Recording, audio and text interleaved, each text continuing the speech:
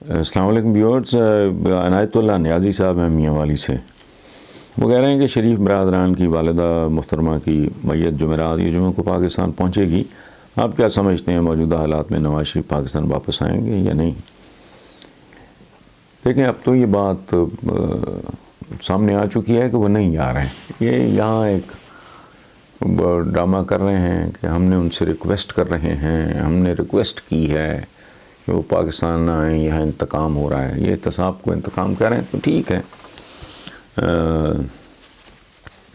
اب تو خیر یہ بات کھل گئی ہے کہ وہ تشریف نہیں لا رہے. اور یہ جب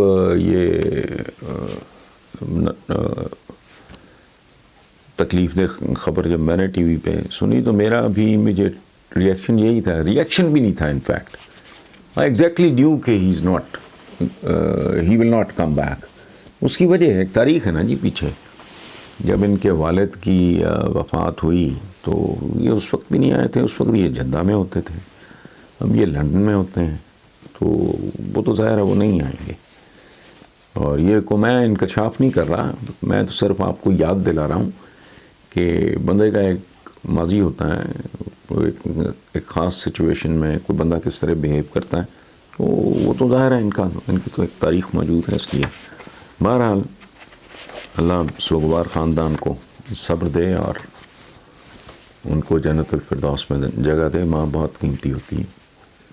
اور لیکن یہ بھی زندگی کی ریالٹی ہے کہ بچھڑ جانا ہوتا ہے موسٹلی.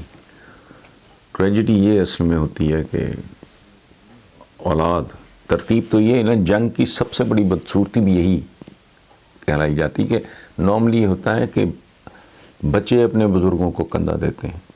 جنگ کا سب سے بڑا نقصان یہ ہے کہ بزرگوں کو اپنی اولادوں کو. ترتیب میں دیکھا جائے تو ظاہر ہے یہ تو ناگزیر ہے، زندگی کی ریالٹی ہے. وہ ایک شعر یاد آیا، اب سن لیں آپ پنجابی کا. وکھرے وکھرے ہون تو پہلا آ ہس لئیے رون تو پہلا. زندگی کی ریالٹی ہے، موت کیا کیا جا سکتا ہے.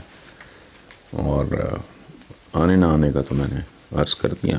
یہ سوال ہے جی محمد عمیر صاحب کا، گلشن راوی لاہور سے. سوال بڑا دلچسپ ہے، بڑا عجیب و غریب. اور یہ وہ کہتے ہیں کہ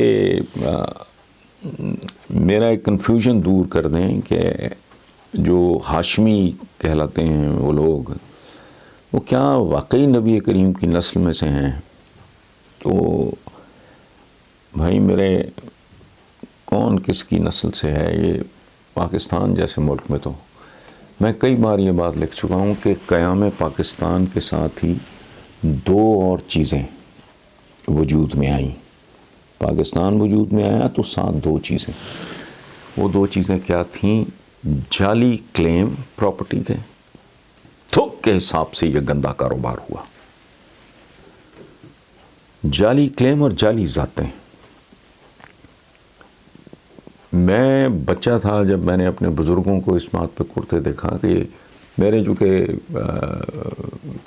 بزرگ جو تھے وہ 3 شہروں سے مائیگریٹ کر کے آئے تھے پارٹیشن کے بعد، جلندھر، امرتسر اور لدھیانہ. تو ظاہر ہے ان کا جان پہچان کا حلقہ احباب ان کا 3 شہروں پہ محیط تھا. تو میں جب بچے کے طور پہ سنتا تھا اپنے بزرگوں سے کہ یار فلاں تو فلاں تھا، وہ کوئی لودھی بنا پھر رہا ہے، کوئی سید بنا پھر رہا ہے، یار یہ تو وہاں یہ تھے اور وہ تھے.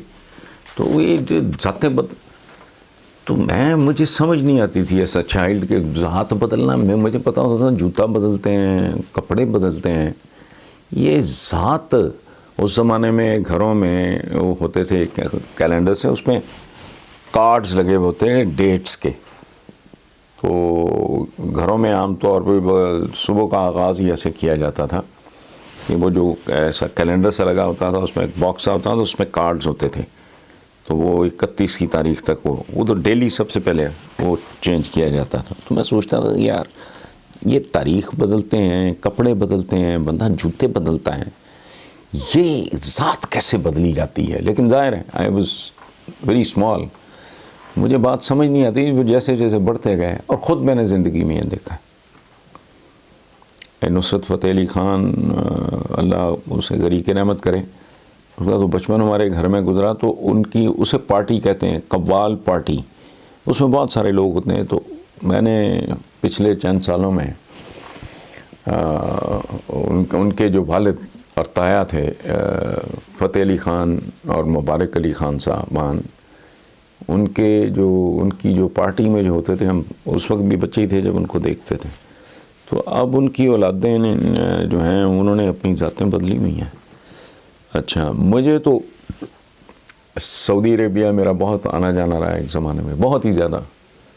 مجھے تو ہاشمیز وہاں تو مجھے نہیں نظر آئے. ریاض، جدہ وغیرہ میرا کافی ایکسپوجر رہا ہے. تو یہاں ماشاءاللہ، تو اس لیے وہ ڈی این اے شی این اے کو ٹیسٹ وغیرہ کر کے پتہ لگے تو لگے. باقی پاکستان بننے کے بعد کون کیا بن گیا وہ تاریخ کا حصہ ہے. اس میں بھی کتابیں موجود ہیں. Thank you very much.